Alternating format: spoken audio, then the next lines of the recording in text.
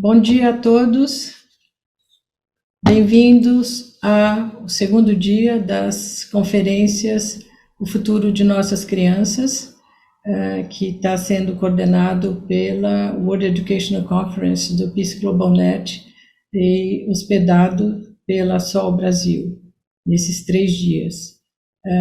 A gente espera que vocês tenham aproveitado bastante o dia de ontem. Foram feitas muitas reflexões pelas pessoas os nossos palestrantes que estavam em vídeo, né? E para nossa felicidade, um deles participou presencialmente também, mas são reflexões extremamente importantes. Sempre foram. O futuro das crianças sempre é a variável talvez mais importante que exista para a raça humana, né? Cuidar, olhar, né? Planejar, e é completamente fundamental isso, né? E a gente enfatiza agora mais ainda em tempos de grandes dissidências mundiais, de grandes desvios, né? Como é importante tudo isso, a gente está atento, né? Houve ontem uma das reflexões que foram feitas por um dos conferencistas, o Dr. Rafa Akvan, me chamou muito a atenção, talvez tenha chamado a atenção de todos, quando ele fala que em 2017 morreram no mundo 56 milhões de pessoas. E o dado mais contundente disso é que desses 56 milhões, foram 5 milhões e 400 mil foram crianças, eram crianças com idade menor do que 5 anos.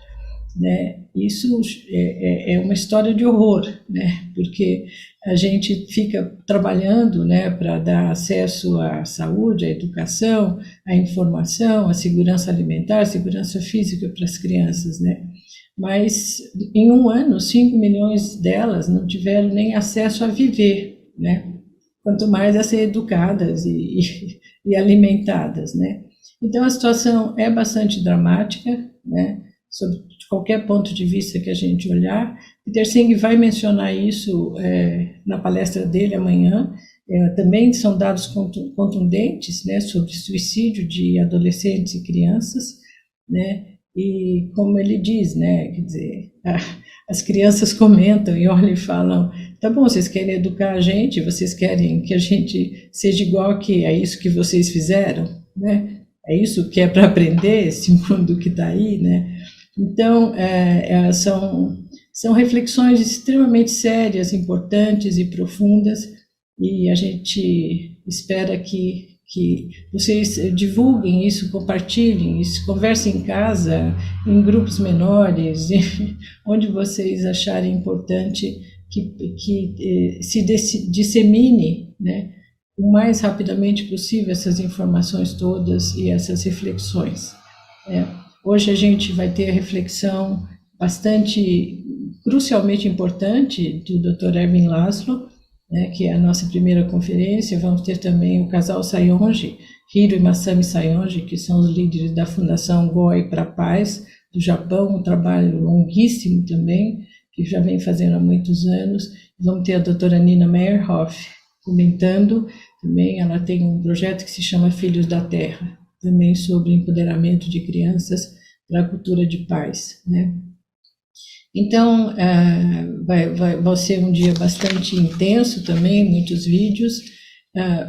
De uma forma muito prática, a gente gostaria que, no intervalo entre os vídeos, nós vamos ter 5 minutos, e como ontem a gente sugeriu que esses 5 minutos sejam usados para reflexões, perguntas, mas perguntas internas, que passam por dentro da gente. Ontem foram muito ricas as questões que foram emergindo, as pessoas colocaram no chat.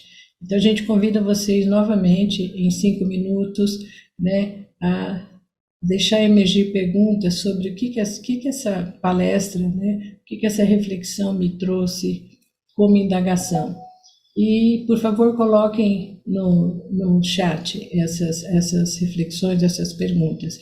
A gente não promete responder, porque, como falamos ontem também, os palestrantes estão em vídeo, né? E como eles não estão presentes, a gente não é expert em todos os assuntos que eles abordam, né? O que nós podemos fazer é fazer algumas reflexões nossas sobre essas perguntas e criar um acervo também importante dessas perguntas e disponibilizar posteriormente. Tá? Então, no intervalo entre vídeos, então, teremos esses 5 minutos e no final a gente vai ter um espaço um pouquinho maior, de uns 10 minutos, para fazer um apanhado geral do que foram essas reflexões. Então, que tenhamos todos um bom segundo dia. A qualquer momento, por favor, se tiverem dúvidas, coloquem no chat dúvidas técnicas ou de tradução ou de áudio, o que for, por favor, coloquem, que a nossa equipe de suporte é muito pequena, né? A gente tem no suporte só o Alan Dobner, a Silvia Torrecillas e o Victor Hades, que estão fazendo chover no deserto para apoiar voluntariamente todo esse trabalho, né? Mas a gente vai fazer o que for possível. Vou passar a palavra agora para o Carlos Imediato, que é o coordenador geral desse evento em nível mundial. Obrigada. Bom dia, Cris. Cumprimento a todos os presentes dessa sessão. O tema de hoje, Despertar o Coração Global, é o foco do programa de aprendizagem que lançamos no encontro de 2005 em Washington, e ele é constituído por 4 linhas de ação ou objetivos complementares. Criar conexões significativas com o maior número possível de pessoas no mundo, promover cura social de tantos traumas, preconceitos, padrões destrutivos que impedem a evolução da humanidade. Criar conexões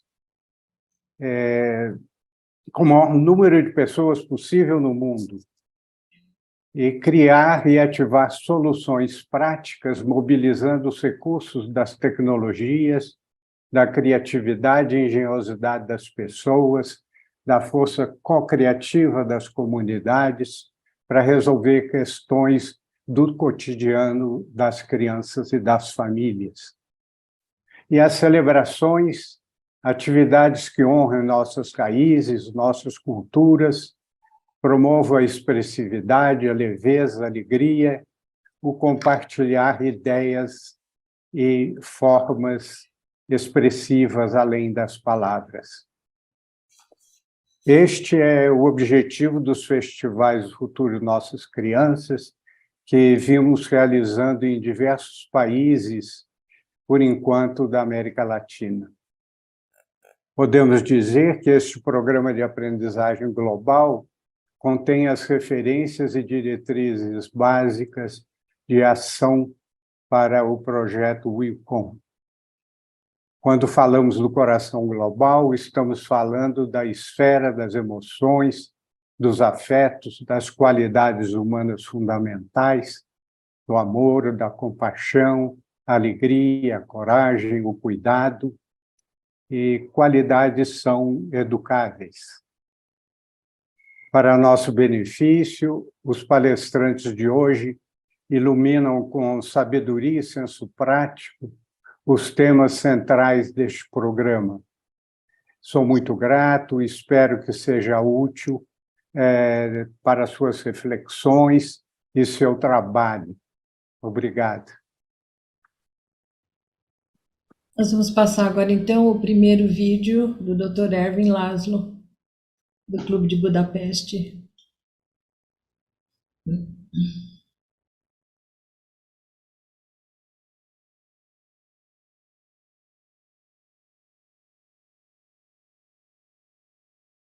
Erwin, how do we know that it's true that we are all connected? Because spiritual people have been saying this for centuries, but now the serious scientists are also joining in. So what do you think? Are we really so directly and permanently connected, or this is all just something that people came up with and we would like to believe it? What do you think? Well, you know, there are different ways to view the world. One of them is through connection. And that way is what is called a holistic way. When you see the whole the system as a whole, humanity on the planet as a whole, and then you see everything within that is connected. The other way is the atomistic way. And you see, I see only one thing at a time. There's one thing connected to one other thing, you know, and I can manipulate that one by one. And that was the atomistic way, that was this a worldview based on considered science. But it was the science of Darwin, of Newton, and of these people who are thinking of things bit by bit, you know, the logical atomist. So then you could manipulate. And still, I think political leaders and economic leaders very often think one thing at a time, and they try to manipulate. They only think of themselves, thinking that they can only affect themselves and one other thing, or a couple of other things. But Garrett Hardin, you know, who was a great ecologist, said, you cannot never do one thing. He said that.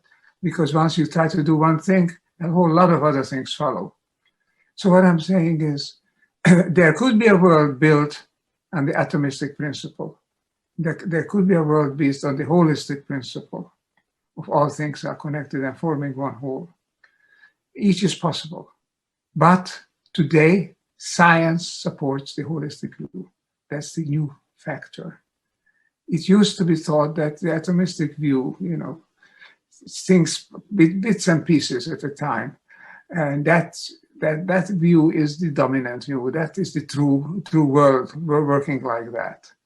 And science today, the traditional science, which is taught in mainstream universities, often takes this atomistic view still. But on the leading edge, which comes from the new physics, the quantum physics, comes from the quantum biology, quantum psychology, the new consciousness research, the new ecology. All of these are seeing that how all things are connected together. So they see the world as a whole. What is this whole? This whole is made up of all of humanity. It's made up of all of life on the planet. And beyond that, that is the universe as a whole, you know. The universe as a whole starting to evolve 13.7 billion years ago after the Big Bang, and continually evolving. And it's evolving as a whole system. So we are part of that. To view ourselves as part of that is to have a very different worldview, a very different paradigm. The skeptics can point to the fact that we don't see all these connections. What we see is only one thing at a time. I want to say that's true, but we don't see everything the way it is. We only see a part of reality. We know that the brain only picks up a very small portion of all the information that's reaching it. So we know that when we move on to other levels of consciousness, which you can measure with the frequencies of the electromagnetic field, the EEG patterns, electroencephalographic patterns, we see that on deep frequencies, on low frequencies, also very high frequencies, things are connected. One thing affects another thing. There's experiments show this. And of course, physics experiments show that particles are connected instantly over space and time. So there is evidence. I don't want to harp on this point. I want to say there is evidence that the world is indeed whole and that we are part of it, but we don't perceive it with our eyes or everyday mentality immediately. It's almost a hidden, a higher or a deeper reality. We are now discovering it. Thank goodness, it's important to discover it. As we can pursue our conversation, it's very important, and why we can perhaps see that too. Indeed, but what do you think? Would it make a difference if people would be actually aware of their interconnections? Like, would that make a better world? But think of this. A normal person within a family is not killing each other, is not purposely harming. The closest connections between spouses, between lovers, between mother and children, they feel themselves together. In fact, there is a connection between them. We know that phenomenon of the twins feeling each other even over distance. We know that mothers are feeling their newborn children or their young children. And when there's something wrong with them, they feel it over distance and over time and over distance. We know that there are connections, and these connections bring two people together in peace. These connections try to find coherence, try to find love. So if you would feel yourself being connected to not only to your own family, but to your tribe, to your tradition, to your culture, to your country, and perhaps even to humanity, you would behave very differently, because you wouldn't be killing each other like that. Wouldn't be have aggressions like this. We wouldn't think that we can do just one thing and just look at ourselves and never mind the rest. The Aborigines of Australia, we call them primitive people. They are highly developed, highly evolved people, actually. They can sense each other, even over distance. They can sense what happens to the people as they're going through the forest, for example. And people who are sensitive, have had a higher what they call spirituality, they have this sensation. And when you have this sensation, then obviously, then you behave more like a member of a family and not somebody else. The whole concept that we have of stranger, foreigner, that's all part of the atomistic worldview.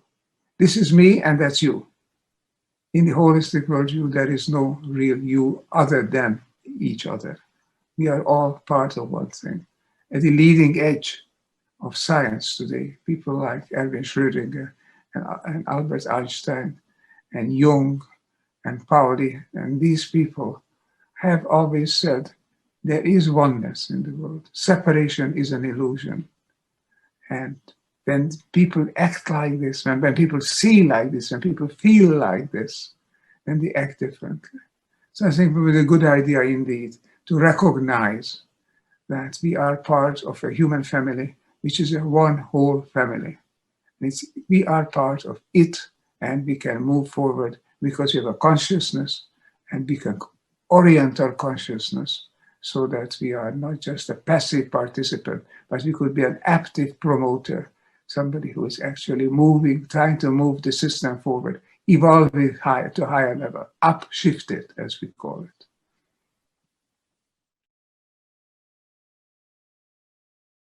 About consciousness, like we do know that humans have consciousness and animals have consciousness, and you frequently mention planetary consciousness. Can you explain that a little bit?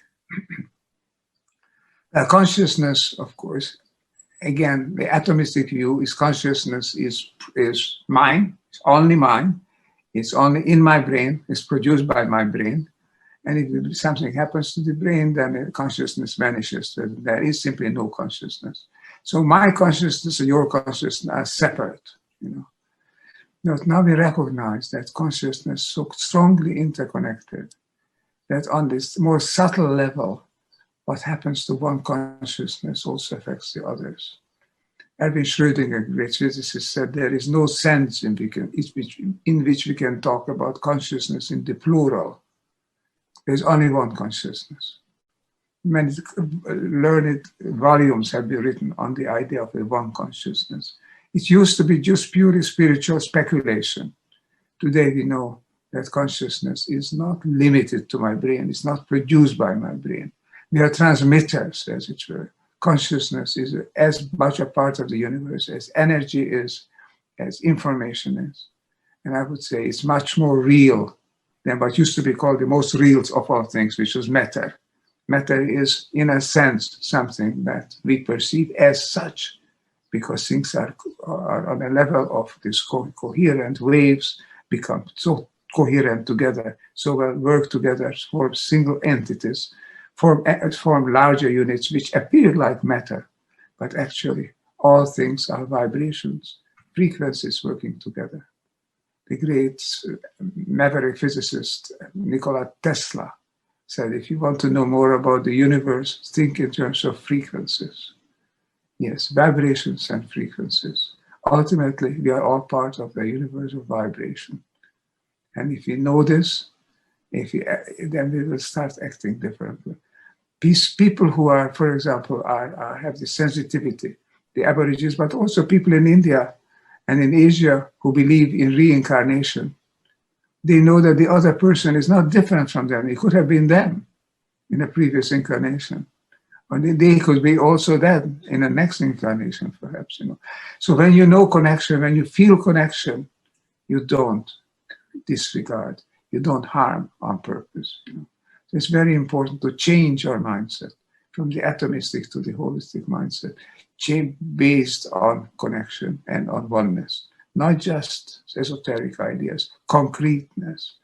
The most successful species are those who are collaborative, who work together, and not those who just compete. It's not just the survival, not that the fittest who survives, the most collaborative that survives. We now know this in the new biology.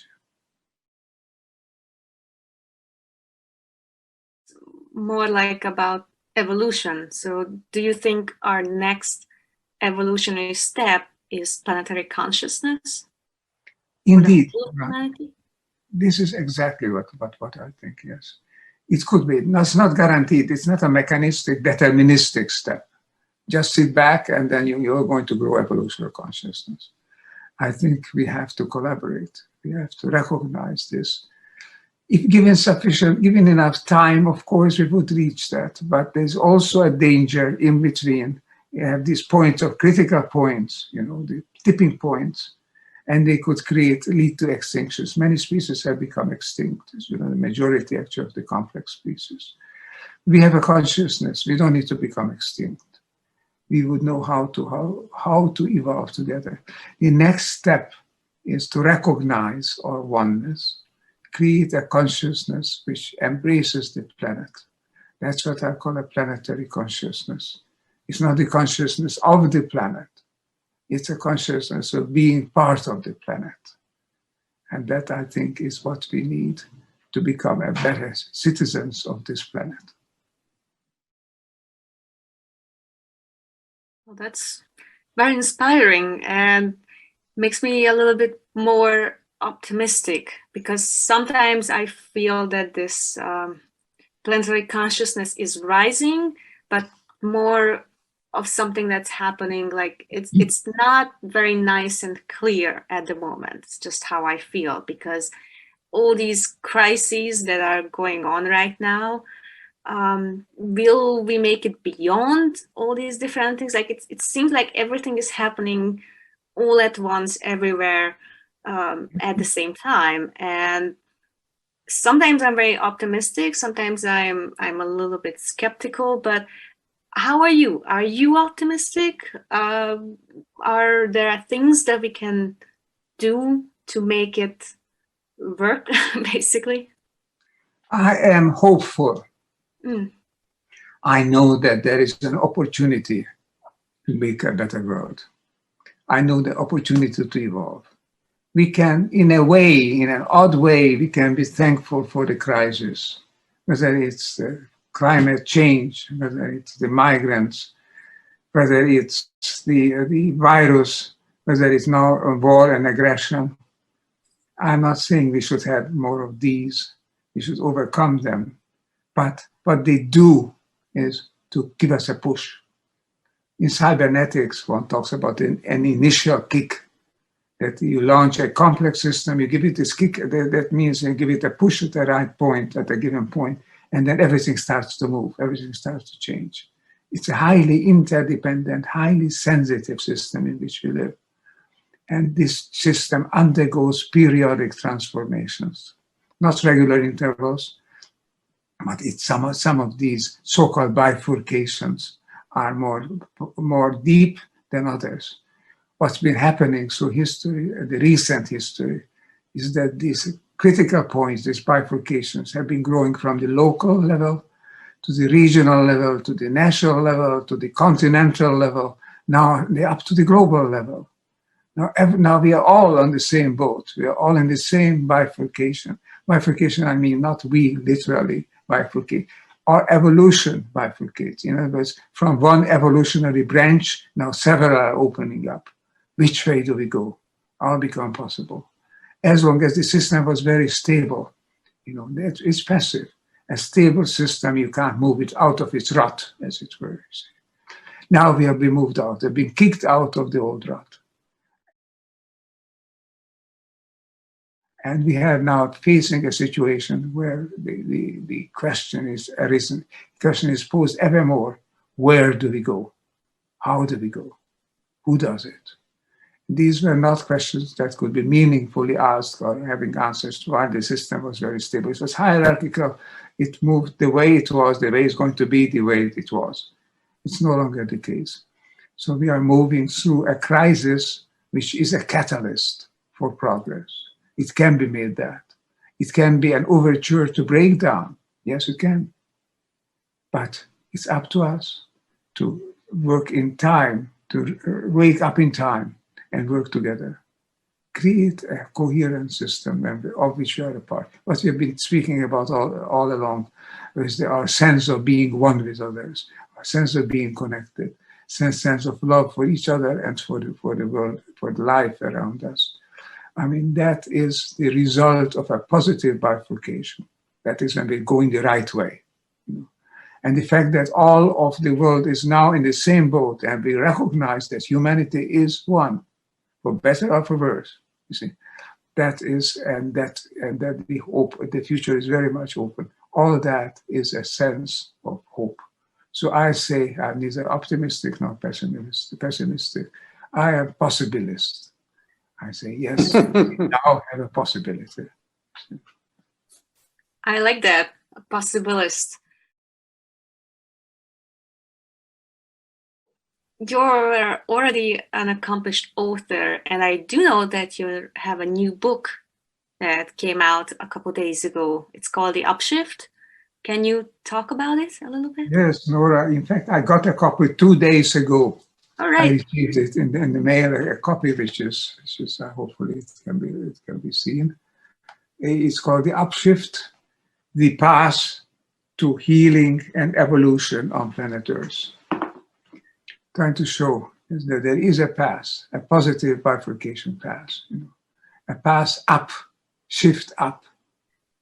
And so in this book, I'm trying to explain that if we would shift up together, that would be the way to heal, because then we would not exclude each other. We would not try to outcompete each other, not to kill each other, but to work together.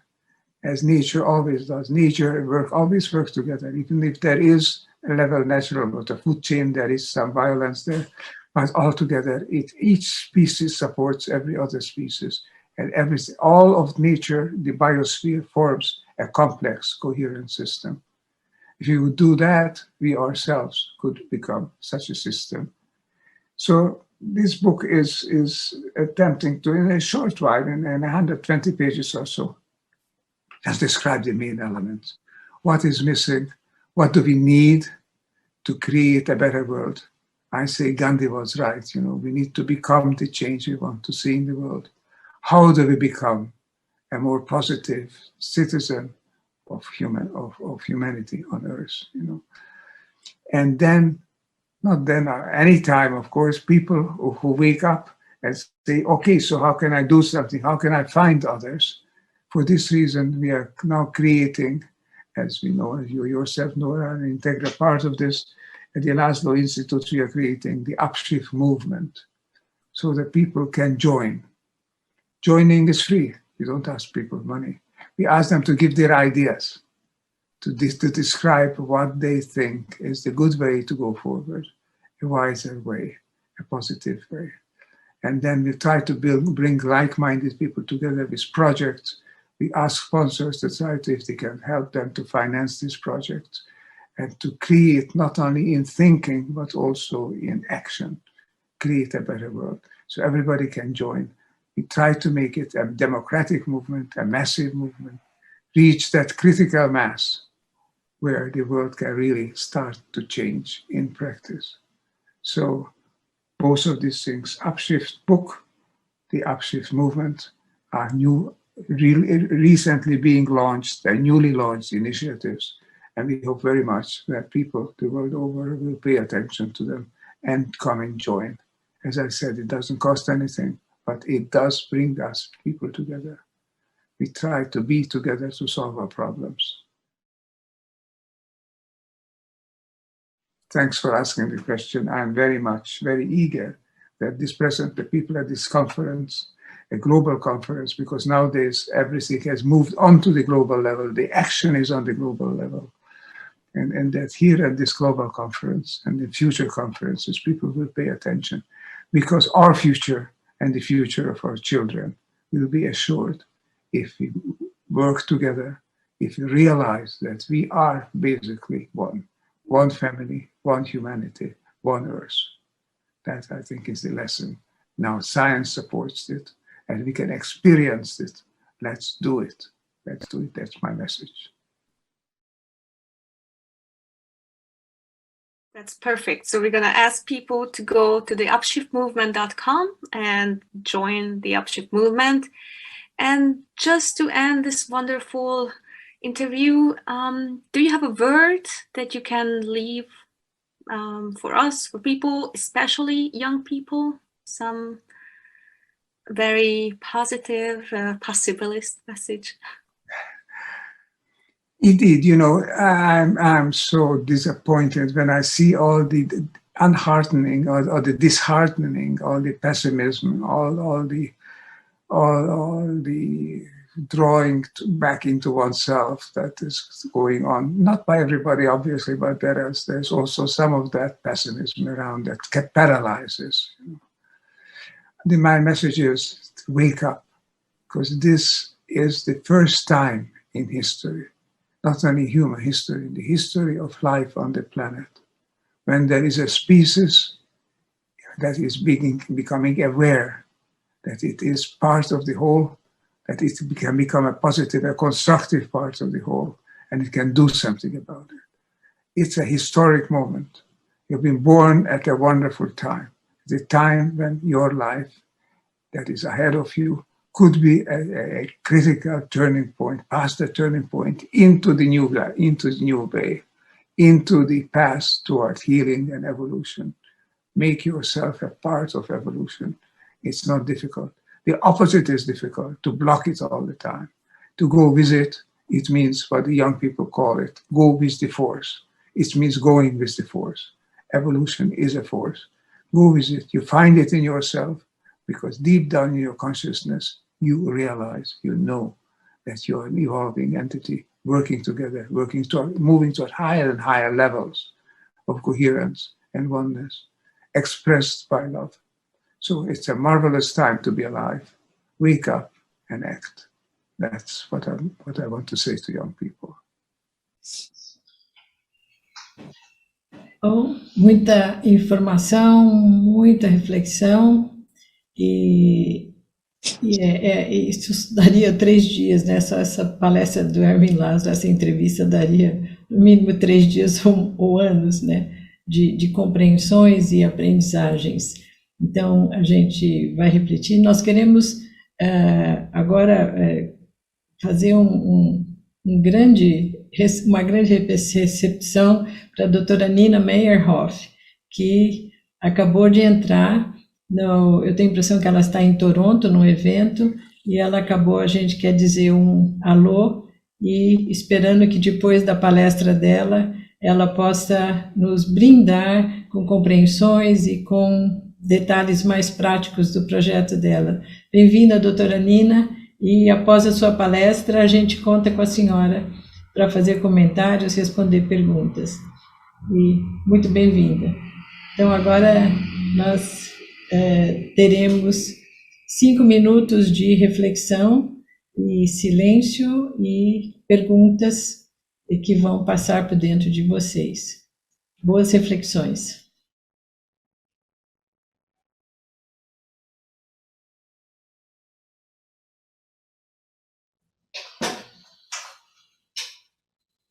Bom, nossos 5 minutos, muito pouquinho, né, para grandes reflexões.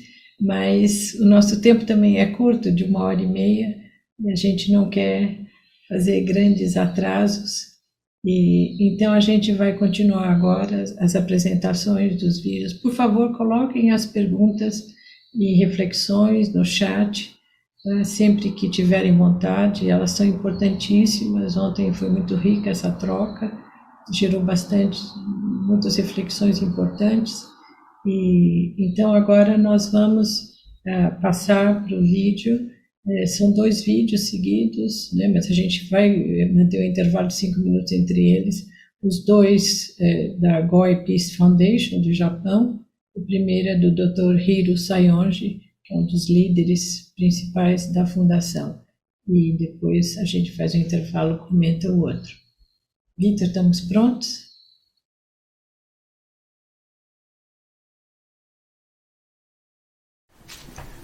Hello, my name is Hiro Sayonji, President of the Goi Peace Foundation in Tokyo, Japan. I'm delighted to join the World Education Conferences and contribute to today's theme, One Humanity, Awakening the Global Heart. With wars and conflicts, health and environmental crises unfolding before our eyes, even the most optimistic of us may wonder if human civilization is evolving toward universal harmony or heading down the path of destruction. This is indeed a time of great transition, and there is a growing need for change in our ways of thinking and acting. In this respect, I believe we need to promote a value-based education to awaken the peacemaker within every person to overcome divisions and conflicts still prevailing in the world, and to create a sustainable and harmonious new civilization. For education to have any substantial effect on the course of humanity's future, I believe knowledge, skills, and even teaching ethics are not enough. It needs to inspire fundamental change in our consciousness and value system.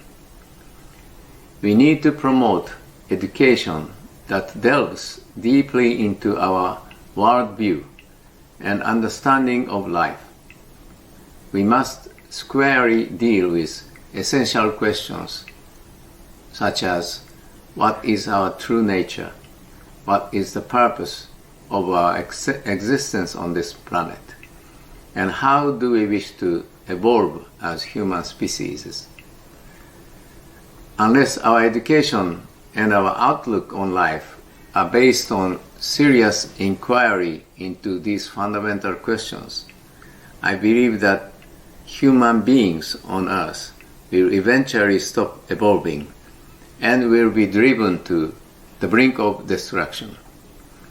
I believe it is important to provide school education that explores life itself so that children naturally develop a reverence for life.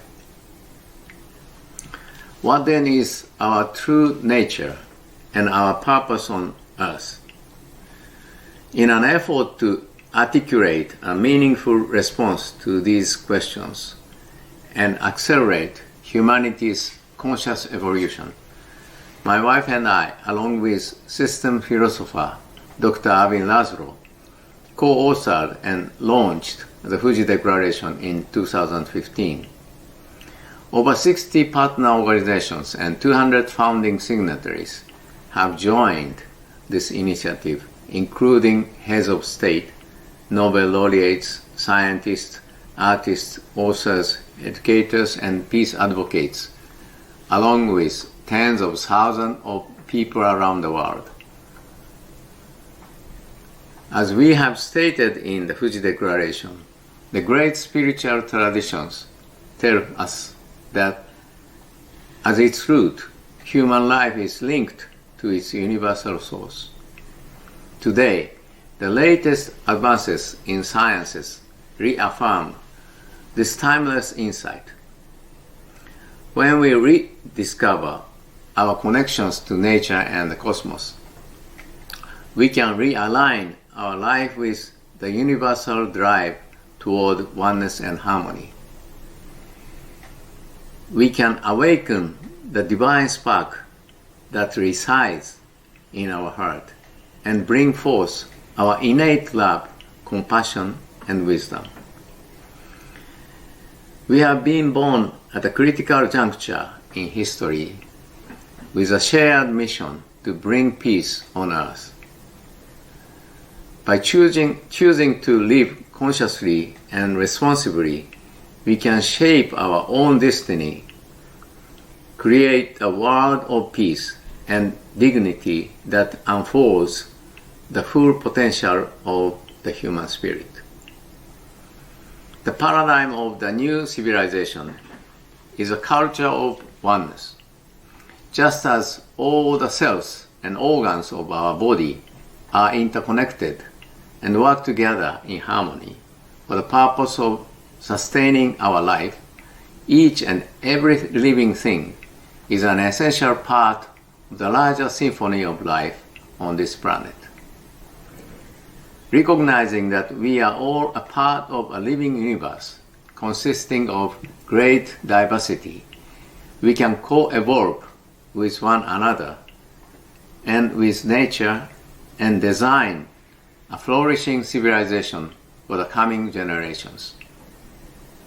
In order to advance towards such a new civilization, our education system needs to evolve.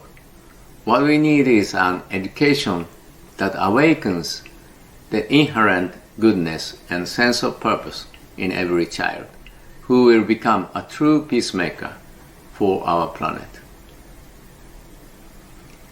As an educational peace-building organization based in Japan, the Goi Peace Foundation is dedicated to fostering a sustainable and harmonious global society by promoting consciousness, value, and wisdom for creating peace and building cooperation among individuals and organizations across diverse fields, including education, science, culture, and the arts.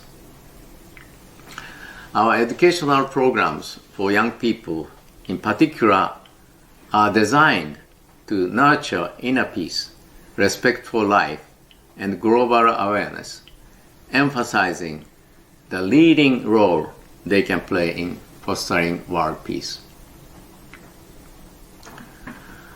Earth Kids Space Program offers a safe space for children to gather after school and on weekends to learn about peace, harmony, and respect for all life and the environment through experimental activities. Run by community volunteers, children are encouraged to fully express their unique potential and qualities. As a program for global citizenship education, we collaborate with over 100 foreign embassies in Japan to coordinate lectures by diplomats in schools and universities.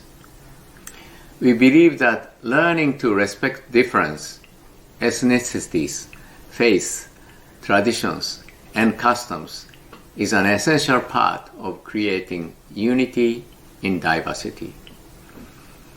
Also, we have been collaborating with UNESCO to promote education for sustainable development, so-called ESD, to empower and mobilize youth to take responsible actions for a sustainable future. Additionally, our annual international essay contest for young people harnesses the energy, creativity, and initiative of the world's youth in promoting a culture of peace. More than 20,000 entries are received from over 150 countries each year. And the Citizen Entrepreneurship Competition offers entrepreneurship education and an online platform to mobilize youth-led innovations to achieve the Sustainable Development Goals. Also, we organize Peace Pulse Art Contest together with our sister organization, May Peace Prevail on Us International, and encourage younger children to express the spirit of the message, May Peace Prevail on Us, through their creative artwork. Now, more than ever before, we are called upon to come together as one humanity. We must nurture the necessary transformation, not only in our education system, but in all fields, including economics, science, medicine, politics, and business. Working together, we can awaken the global heart and create a world in which each of us can give expression to our highest self in service to the human family and all life on earth. May peace prevail on us, and thank you very much. Puxa vida, né? São incríveis essas reflexões e elas são tão tocantes e tão profundas. Duas perguntas que o Dr. Sayonji coloca, né, que são para mim de altíssimo impacto, né, que seriam para mim a base de tudo, né? Qual é o propósito da nossa existência no planeta, né? Enquanto a gente não investigar isso, né, que é a pergunta mais de fundo, né, a mais essencial, quer dizer, o que eu estou fazendo aqui no planeta, né? E essa segunda pergunta que ele coloca, né, como queremos evoluir como espécie humana? Acho que pouquíssimas pessoas, mesmo que estão trabalhando intensamente, se fazem essas perguntas tão viscerais, né? Então, boa reflexão. Nós temos 5 minutos antes de entrar o vídeo da esposa do Dr. Hiro, a doutora Masami Sayonji. Boas reflexões.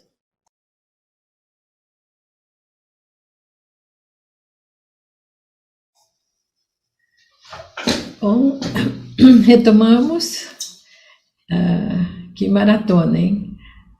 Retomamos então, conforme a gente já tinha falado, uma grande companheira do Dr. Hiro Sayonji nesse projeto incrível da GOI Peace Foundation, né? Que a gente fica bastante otimista quando vê tudo isso se realizando, né? E essa é a ideia desse evento, né? Que a gente tenha esperanças, que a gente veja o que está acontecendo, quais os projetos que estão sendo realizados, né? E que pode ser que se tenha, como diz o Erwin Laszlo, um upshift, né? Que se mova, né, na direção correta da humanidade, né? O livro é fundamental, um livro lindíssimo, e pleno de esperança e potencial. Então, nós vamos assistir agora a palestra da Masami Sayonji, e ela escolheu falar em japonês, tem legendas em inglês, bom vídeo, boas experiências, e depois a gente tem mais 5 minutos. 皆様ごきげんよう。私は西園寺正美でございます。この度はワールドエデュケーションコンファレンスのスピーカーとしてご招待くださいまして誠にありがとうございます。2000年のジュネーブの会議の発足から22年間あらゆるネットワークのつながりを持ち、グローバルかつローカルに未来の子どもたちと地球のためにこのような会議を開いてくださり、心より感謝申し上げております。さて、私がいただいた課題は、One Humanity、グローバルに心をつないで目覚めていこうというものでございました。私は、これは私が今の時代に、解き始めた私のミッションでございますので、それをお話しさせていただきます。いろいろなネットワーク、世界中にいろいろなネットワークを私は築いております。ノーベル平和賞から、それから大統領から、トータル300名の人たちがいろいろな国から参加しております。でもその中で、やはりご老人、私ももう老人ですから、ご老人になられた方が半数いらっしゃって、まだ中年の方々がいらっしゃるので、これから若者たちを育てていこうという、その決意が決まりました。で、若者たちが世界を一つにして、国、だから人種や民族や宗教や国、それから男性、女性、この差別のすっかり取り外して、全人類皆一つ、その一つの原点の一つ、つながっている一つは、神聖というその言葉でございます。この神聖ということについて私は述べたいと思います。神聖とは、この赤ちゃんとしてこのように誕生してくるその赤ちゃんは皆清い神聖というその神の心を持って生まれてきているんです。そして本当に等しく神聖なんです。生きる価値があるんです。生きる権利があるんです。それを私たちは間違えてはいけないと思うんです。で、そのいろんな、貧しい国からいろいろな、軍国主義の国から今、その中でも、もう本当に神聖という意識が世界中につながればみんな一体感で一つにつながるんですけど、権力、権威、それから主義主張、それからお金、それからいろいろな産業、そういうものを通して奪い合いや、消し合い、そういうもので、この世の中はめちゃくちゃになっております。それに加えてまた、この自然現象のこの大変なすごい雨、嵐、火山爆発、地震、もうすべてその海のその岩盤、下の岩盤が擦れたり登ったりして、もう地球を本当に動かすぐらいのそのエネルギーがまた活躍し始めました。で、全人類がこの時代をどうやって過ごしていくか。この時に本当に世界が一つにつながらなければ、国家の権力でも、それから知識でも、地位でも、ゆとりでも、お金でもできません。できるのは一人一人の心です。で、心は皆、全人類、ハンディでも黒人でも人種差別なくみんな神聖という、私は何回も繰ります。神聖を持っています。その神聖というものは神聖があるからこそ生まれてきたのです。神聖というものは自分自身が持っている本当の生きるその信念とか価値とか力とか英知とか全部備わっているのです。神のような力です。ですから生まれた時にはもう本当におぎゃおぎゃで目も見えない、耳も聞こえない、もう何もしないでこんなになって生まれた時はまず息を吐いて酸素を吸う。そしてそれが自然にできる。そしてお腹が空いた時はもう親が教える前にもうおっぱい吸い付いて赤ちゃんごくごく飲む。この飲むことなんていうのは親が教えなくても自然に出てくる命を自分が伸びていくためにはそれが必要だから神聖が出る。その後赤ちゃんはハイハイとか歩くこととかいろいろなことを自分一人で親がハイハイなんて教えられるわけがありません。それも自分のちょうど時が来てハイハイができるんです。それから立つことも本当に親が教えるんじゃなくていつの間にかどっかの椅子やテーブルに座って子供が立とうとしているのを親がはっと見てびっくり仰天するほど親が子供の成長に驚かされてそれで危ないと思って手を添えるんですけど子供は自分自身で立てるのです。そして自分自身で時がわかるんです。歯が入るのもそうです。遅い、親は遅い、早いで、また、いろいろな、他の子供たちと比べて、うちの子供は遅いわ、うちのは早いわ、それからよく食べるわ。これは関係ないのです。その子供の成長に従って、神聖の、出ていく具合がだんだんと、は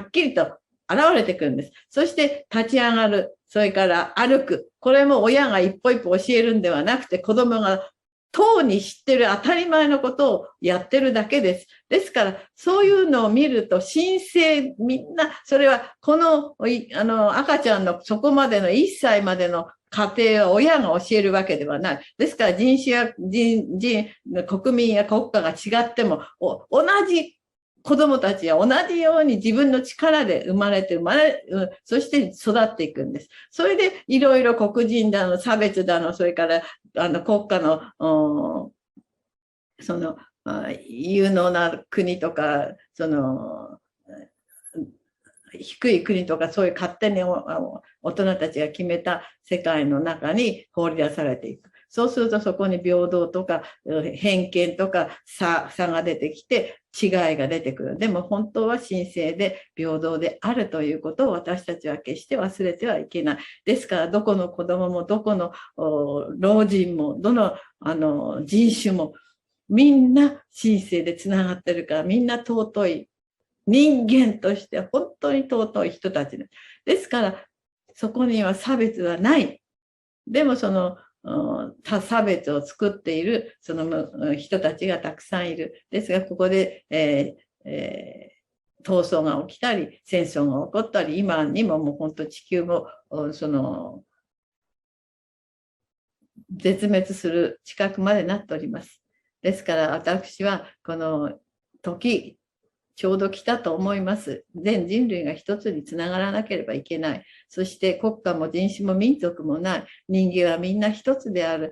神聖を持ったつながりを持っている。子供も大人も老人も死ぬ直前の方たちもみんな平等に生きるまで生きる。神聖があるまでは生きる。そして死ぬ時はその神聖が全部途絶えた時に天国、神様の世界へ行くということに、その循環していくので、私たちは、今こうやって生かされているどこの国、貧しい国、今、ウクライナやロシアで、その戦っている国で生かされていても、自分にはみんな神聖があるから、神聖を出す。で、守られている。で、忘れてもこういう、自分の神聖で生きるんだと思えば、神聖がパッと意識で直感力を与えてくれて、そして防ぐ、今ここで、とどまっているという、その直感力が出てくるんですね。ですから私たちは常に神聖を思い出して、自分は神聖なる人間だ。だから人を救うし、人と共に調和していかれるし、そこには差別もないし、権力もないし、そういう違いのない神聖でつながっていく世界を本当につないでいきたいなと思っております。こういう時にこういう私の拙いスピーチを聞いてくださって誠にありがとうございました。またこういう機会を与えてくださいまして心より感謝申し上げます。これからもどうぞよろしくお願い申し上げます。Incrível, né? A fala da Masami Sayonji, né? Ela fala muito da centelha divina, né? Essa centelha que nos criou, a centelha que nos orienta, que já faz com que saibamos desde bebê tudo que é para ser feito, né? E ela fala com muita emoção, com muito coração, né? E é uma grande inspiração a Masami Sayonji, né? Incansável nessa luta, mas com muito propósito, e ela é comovente, né? Eu gosto muito de ouvi-la. Então vamos fazer uns 2 minutos só e a gente retoma para o vídeo da doutora Nina Meyerhoff.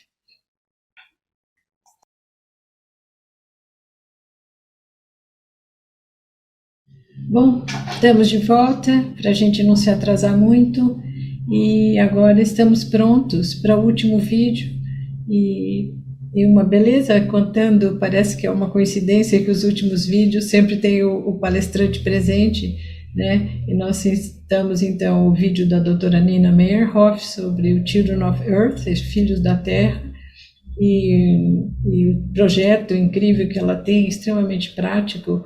A gente vai ver o vídeo e depois a doutora Nina vai estar disponível para conversar com a gente e responder perguntas e explorar bastante mais em detalhes esse projeto maravilhoso. Vitor, podemos continuar? Morning, everybody. Good afternoon and good evening. It's my pleasure to meet you. My name is Dr. Nina Meyerhoff, and I am founder and director of Children of the Earth, which is a young people's organization recognized by the United Nations. And I am co-founder of One Humanity Institute with Domen Kochevar. So I'm happy to be here and share about our project. I'd like to tell you a little story, if that's okay with you, that shows how my heart has been awakened to make a difference in this world. So as a person that's been working in the peace field for almost 50 years, maybe 50, I can't count, I ended up going to Auschwitz, which has a history of the most horrid example of what humanity can do to humanity. And there, Domen and I began to daydream. What if we could show the world the antithesis of this, like find a place, create an environment, concretize and materialize. What does peace actually look like? So that's the question. Imagine 2.5 million people go there every year, come out of that place shattered by seeing what they see, and yet nowhere to process and nowhere to begin to think, what are the solutions to make sure this never happens again? What are the lessons to be learned?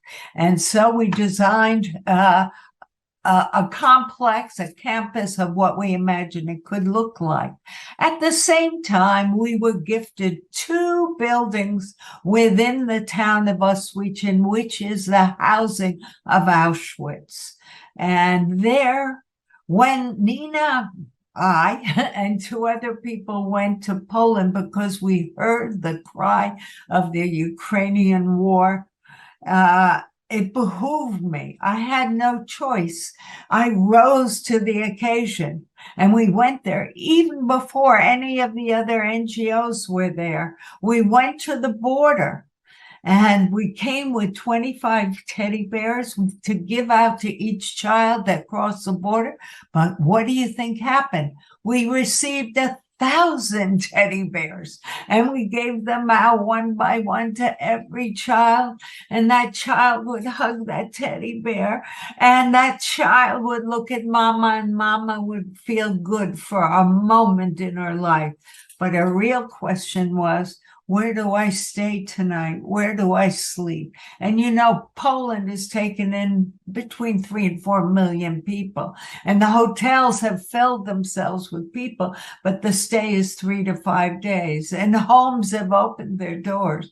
So we took our building and refitted it. We did GoFundMes everywhere, and people rose to the occasion, and we refitted a house that can house 30 people, 30 to 40, and work then on what is our mission and vision for the place. So right now, people are moving in and everything's occurring, and it's a beautiful potential of what we believe, because what we believe is that we can be one humanity and we can care and share for each other, and that's the only way we will survive.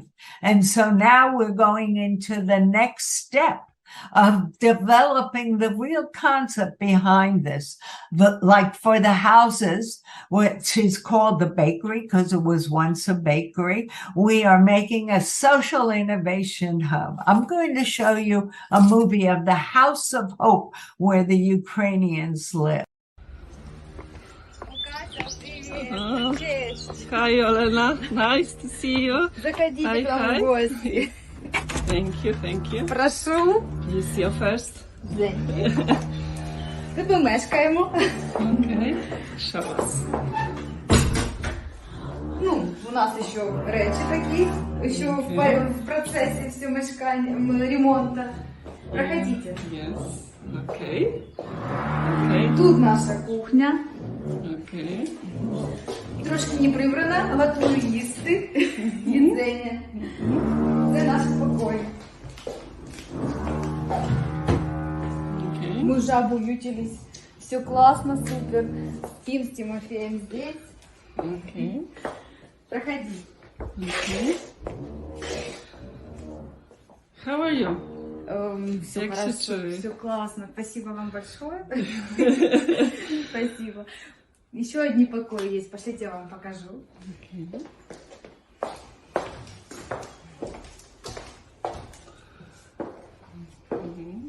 Тут трошки готовлюсь вбрання.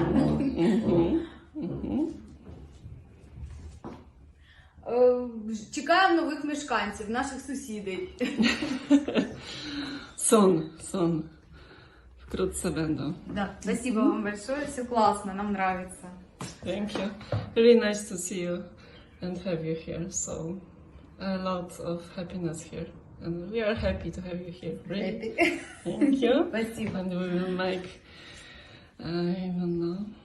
That's the house of hope for Ukrainians. And that's our hope, the global heart awakening amongst us all. And now I'd be happy to show you the big project, because when we came there, we discovered across the street from Auschwitz is a big area with 12 barracks that are no longer being used. They were once used by the SS troops and now are basically empty. And so we are going to show you a movie of what that potential can be also. Imagine that there is an end to terror, suffering, trauma. Imagine there is a place unlike any other that is dedicating its total existence to this cause as the answer to one of the world's darkest moments in history. Placed close to Auschwitz, the city of hope, or one humanity, focusing on collaboration, equality, responsibility, creativity, and innovation, to spread love and all our mutual caring. A city, a sanctuary, a response,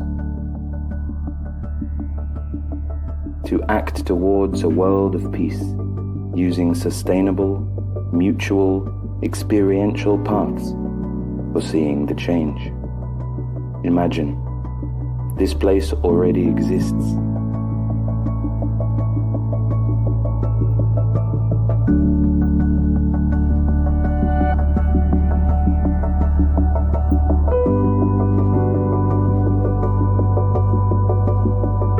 With a team of people just like you that believe in this vision of a world of peace. Let's pursue this world together.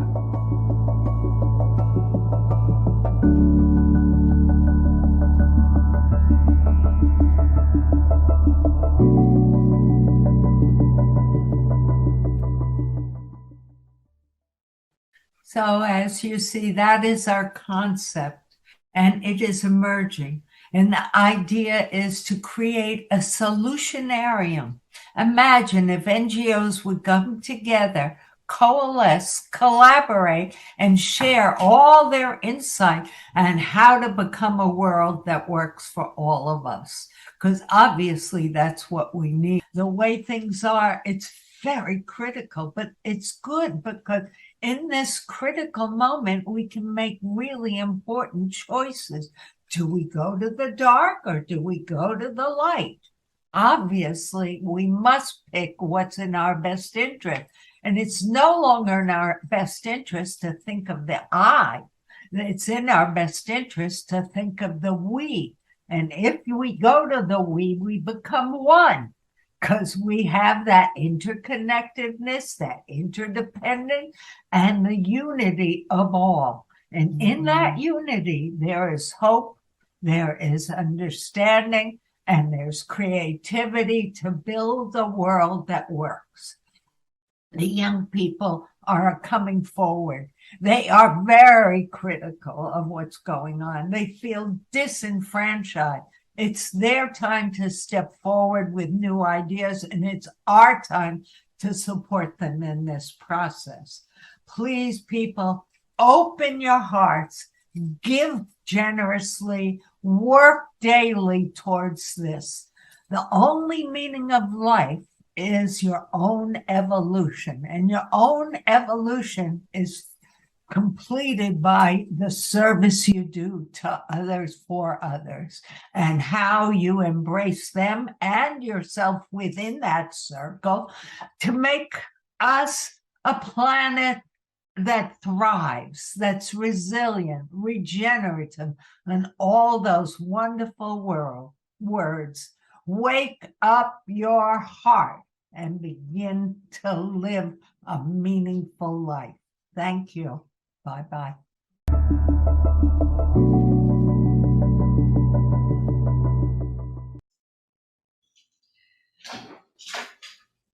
Bom, mais uma experiência incrível, prática, comovente e extremamente inspiradora, né? Esse trabalho da doutora Nina.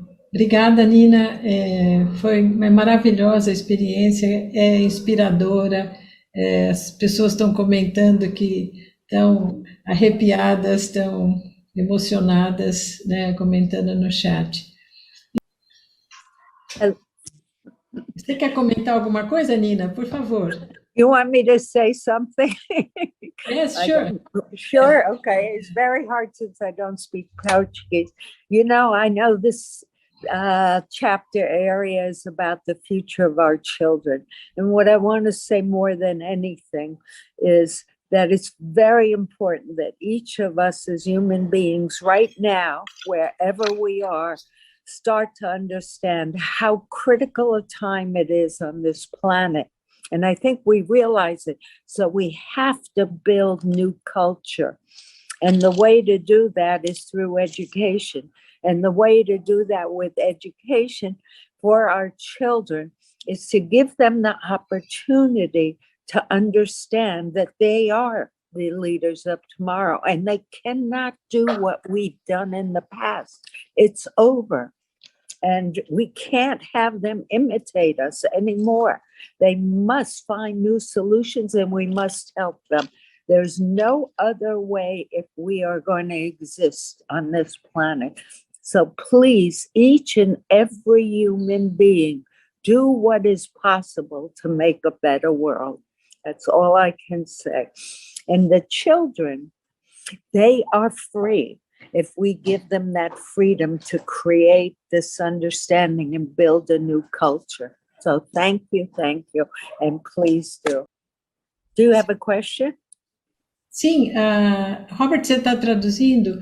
A pergunta é: como nós podemos participar das ações do seu instituto como voluntário? Qual é o caminho para se conectar com você e o instituto? I wanted to share so that you're aware. There's a document called Unitive Narrative, and that speaks to the understanding that we are a hologram belonging to each other. And there's a new education that is emerging. It's called holo education. It's one step further than holistic education. You can look it up. But the idea is to see our relationship of who we are in relationship to the universe, the cosmos. And that's what we have to begin to understand. And that we are not the inheritors of this earth. We are part of this earth. And we must fulfill our duty by taking care of the earth. Thank you. Okay. And I am now here in Toronto. I'm in a meeting called Hope Makers. See, everybody is thinking, how do we create hope that creates the change? So I want to thank everybody, and I'm going to say goodbye. Thank you. Bye-bye. Yeah? Good? Tchau, tchau. Nós que agradecemos. Obrigado, Nina. Carlos. Tirar o seu parte do tempo aí e dedicar aqui a participar da nossa conversa. Okay. Obrigado. Tchau, tchau. You're welcome. Tchau, tchau. Obrigada. Bom, pessoal, a gente já avançou bastante na hora, né? Era para terminar 10h30, mas Estava tudo tão interessante e a gente, para os que puderam ficar, a gente resolveu tomar esse tempinho. Então, nós agradecemos bastante, contamos com vocês amanhã. Amanhã teremos a apresentação do Peter Senge e a apresentação do diretor de Educação Futura e Inovação da Unesco, sob Tauil. São duas comunicações extremamente importantes, nós só vamos ter duas, e teremos, obviamente, um pouco mais de tempo para poder trocar, para conversar e trocar reflexões. Eu passo agora a palavra para o Carlos imediato para fazer os comentários finais de hoje. Bom, vou ser rápido, né? Primeiro, agradecer a Cris por ancorar essa sessão, a cada um dos palestrantes, né? E essa oportunidade de ter, mesmo com pouco tempo, a Nina aqui conosco, que ela está participando de uma conferência onde ela tem papel ativo, não é? E agradecer a cada um de vocês. Eu creio que a cada dia nós estamos construindo conexões entre os temas, e amanhã é extremamente importante nós entrarmos nas questões da governança, não é? De como fazer, de como realizar, e as possibilidades e agendas que nós temos em comum. Muito obrigado, até amanhã.